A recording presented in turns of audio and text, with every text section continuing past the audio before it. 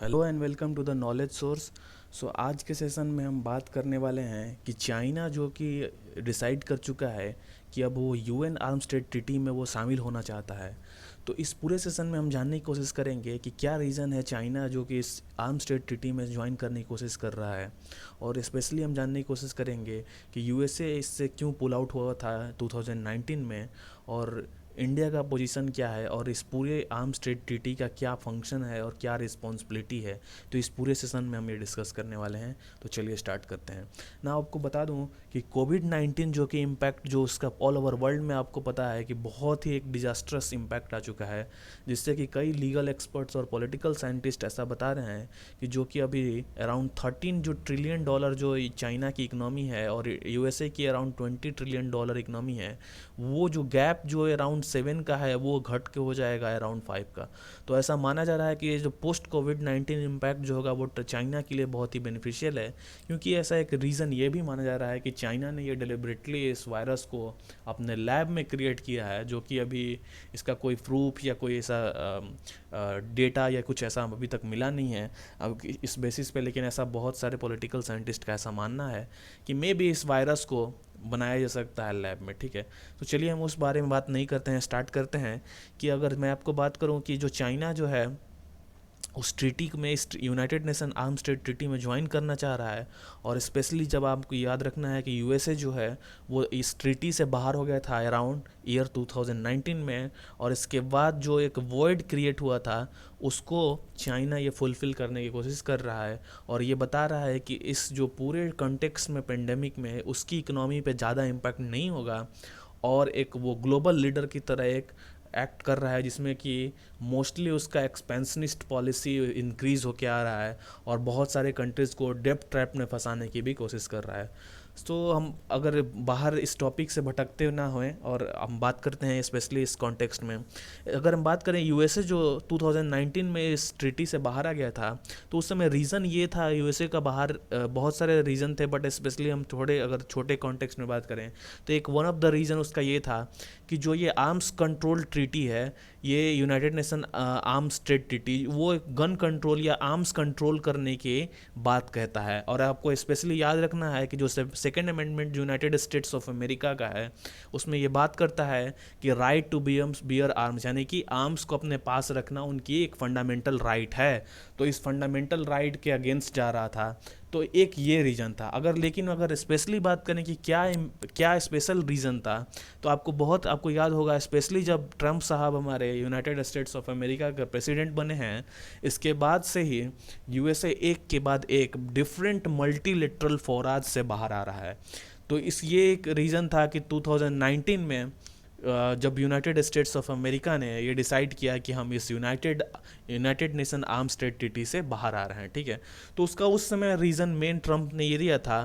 कि जो ये चाइना और स्पेशली रसिया दोनों कंट्रीज जो हैं वो उस समय इस ट्रीटी की सिग्नेटरीज नहीं थे। तो उनका चाइना और जब ये बोथ ऑफ कंट्रीज जो सिग्नेटरीज नहीं थे,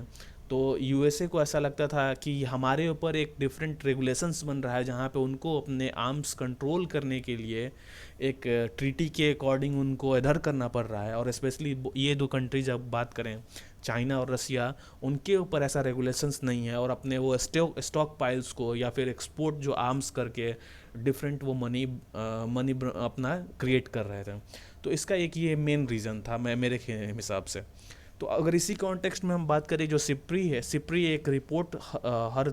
2-3 साल में एक पब्लिश करता है, जहाँ पे वो बताता है कि कौन से कंट्री ने आर्म्स इंपोर्ट किए हैं मैक्सिमम, या कौन से कंट्रीज ने मैक्सिमम आर्म्स इंपोर्ट किए हैं। तो ये सारे डिटेल इस रिपोर्ट में रहता है। तो इसी रिपोर्ट में अगर हम बात करें, जो स्पेशली अभी मार्च 2020 में ये ग्राफ रिलीज़ हुआ है, तो 2015 से 19 का ये ग्राफ है, और ये 2020 मार्च में रिलीज़ हुआ है ग्राफ रिपोर्ट। तो इसमें अगर हम देखें कि अभी भी जो मेजर एक्सपोर्ट कंट्रीज है वो 36% के साथ यूनाइटेड स्टेट्स ऑफ अमेरिका है, इसके बाद रशिया आता है, और अदर्स का आता है 20.6%। इसके बाद फ्रांस का आता है 7.9%, जर्मनी 5.8 और चाइना 5.5। तो अगर आप देखें कि चाइना की जो एक्सपोर्ट है वो अभी भी बहुत ही 5.5 है, लेकिन यहाँ पे चाइना को नुकसान हो सकता है इस ट्रीटी में आने के बाद, क्योंकि इनके ऊपर एक काइंड ऑफ सैंक्शंस होगा जहाँ पे वो आर्म्स को एक्सपोर्ट नहीं कर सकते हैं डिफरेंट कंट्रीज़ को। लेकिन यहाँ पे चाइना को ये फ़ायदा हो सकता है क्योंकि यूएसए इस ट्रीटी में नहीं है, तो चाइना अपना वर्चस्व बना सकता है और एक ग्लोबल लीडर की तरह एक्ट कर सकता है, जहाँ पे वो डिफरेंट कंट्रीज़ को बता सकता है कि अगर यूएसए नहीं है या यूएसए के बाद हम एक ग्लोबल पावर बहुत ही तेज़ी से इमर्ज हो रहे हैं। तो ये एक मेन चाइना का रीज़न है इसमें इस ट्रीटी में आने के लिए, ठीक है। चलिए आगे बढ़ते हैं। अगर मैं United nation arms trade treaty के बारे में बात करूं, तो United nation arms trade treaty जो है वो रेगुलेट करता है इंटरनेशनल ट्रेड को, कन्वेंशनल आर्म्स जो है वो सब चीज़ों को।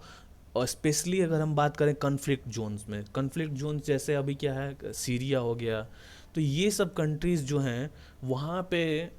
इन सब नन नन एक्टर्स जो होते हैं, नन स्टेट एक्टर्स सॉरी, उनके हाथ में ये सब वेपन्स ना चले जाएं। स्पेशली अगर हम बात करें वेपन्स ऑफ मास डिस्ट्रक्शन का,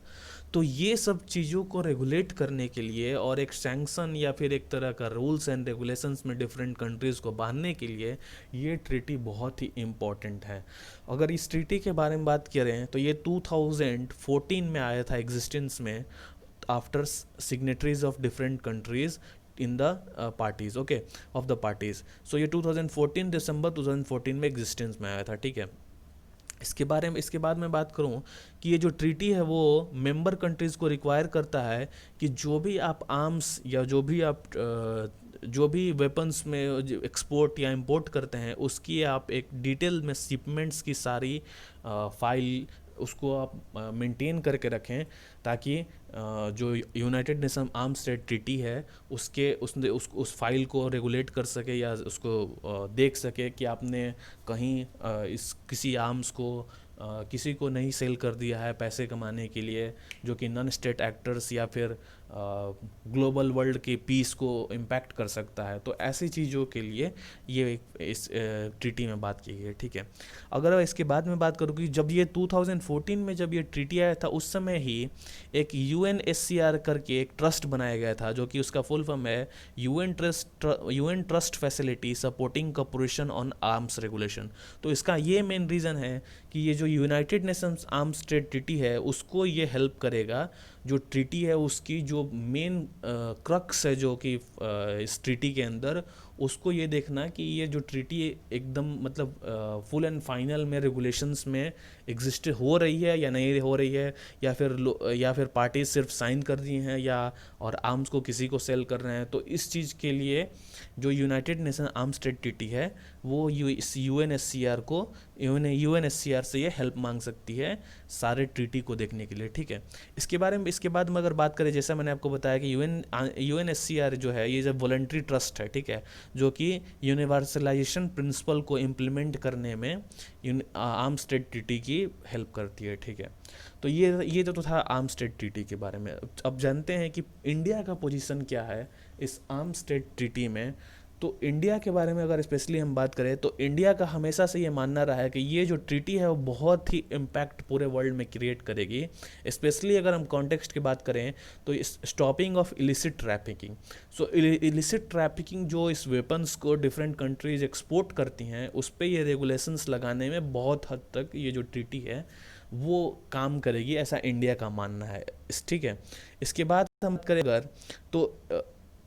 इसके बाद हम अगर बात करें तो इंडिया जो कि अगर इस ट्रीटी को इंडिया ने हमेशा से ही एक बहुत ही अपर लेवल का रिस्पेक्ट दिया है और स्पेशली बताया है पूरे वर्ल्ड को कि ये जो ट्रीटी है बहुत ही इम्पैक्टफुल है आर्म्स कंट्रोल करने में, ठीक है। लेकिन इंडिया सबसे जो अभी चौंकाने वाली बात यह है कि स्पेशली अगर इतना इम्पैक्टफुल अगर इंडिया को लगता है, इसके बावजूद भी इंडिया ने इस ट्रीटी को साइन नहीं किया है। क्यों साइन नहीं किया, उसका एक रीज़न है कि जो इसमें टेररिज्म की डिफिनीशन या टेररिज्म के बारे में जो नॉन स्टेट एक्टर्स या टेररिज्म इनके बारे में पूरे डिटेल एक्सप्लेनेशन नहीं है कि किस तरह से रेगुलेशन किया जाएगा या किस तरीके से वेपन्स जो है वो नॉन स्टेट एक्टर्स के हाथों में ना जाए। तो सिर्फ एक आप ऐसा आप मान सकते हैं कि एक सुपरफिशियल एक इम्पैक्ट बनाने की कोशिश की गई है, लेकिन जो डिटेल एक्सप्लेनेशन है वो मिसिंग है, ठीक है। और अगर सबसे अगर इम्पोर्टेंट पॉइंट मैं अगर बोलूँ कि इंडिया ने क्यों इस ट्रीटी को साइन नहीं किया है,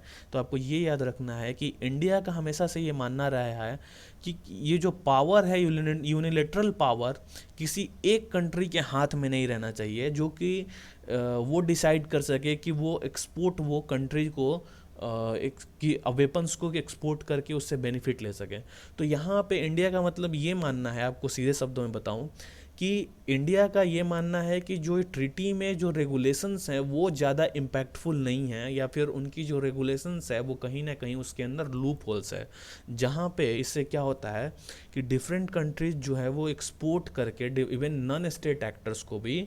अपने पैसे कमा सकते हैं, या ट्रेड कर सकते हैं। तो इंडिया का ये मानना है कि इसमें लूप होल्स हैं जो कि अभी फिल्ड अप करने की ज़रूरत है। तो इस सेशन में हमने जाना है कि United Nations arm state treaty है क्या, इसका इम्पैक्ट क्या होगा, इंडिया का पोजीशन क्या है, और अभी तो ये देखने वाली बात है कि इंडिया क्या इसको ज्वाइन करेगा या नहीं करेगा। इसकी ये तो अभी आने वाले वक्त में ही पता चलेगा। तो मैं आशा करता हूँ कि आपको इस सेशन में कुछ सीखने को मिला हो। So till we meet in next time, thank you and god bless to all of you.